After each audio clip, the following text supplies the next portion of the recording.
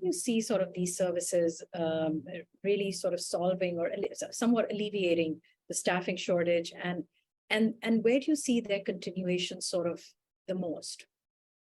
Yeah, I mean, where I've seen the biggest benefit right now is, coming out of the pandemic, it's, we're seeing an increased volume of patients, certainly, but it's not just the volume, it's the acuity of the patients. And so, physicians and providers need to spend more time managing these patients, and it takes up more time than it may have, 5 years ago, where patients were, less acutely ill, less complex.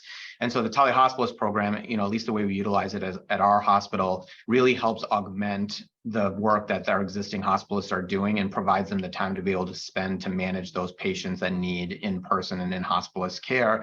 And, right now, before we implemented the telehospitalist program, they're spending a lot of time managing cross coverage for simple things that could be handled by somebody that doesn't need to be in the hospital, whether it be pain management or bowel regimen, or addressing an abnormal lab value or something like that. And that all takes time between getting notified by the nurse, opening the chart, reviewing the chart, responding back to the nurse.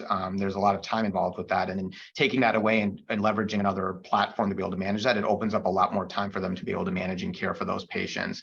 And there's a huge multi-group satisfaction around that. The hospitalists are happier because they have more time to manage the patients and feel less overloaded and overburdened. The nursing staff is much happier because they're getting response times that are much quicker because they have a group of people that are dedicated to managing the requests that they have. And so they're able to care for patients in a more timely manner and provide them the requests in a more timely manner than they would have previously, when you have potentially one hospitalist trying to cross cover the whole hospital and do admissions at the same time. And so it becomes, not just a cost-effective way of managing it, but also addresses the challenges of trying to find people that, may not want to, working nights also is less desirable. So trying to find staff that want to work nights is also harder. And so if you can leverage teleprograms to be able to do that work, it becomes easier to manage that during the busiest times, which tends to be the late evening, early into the night time periods.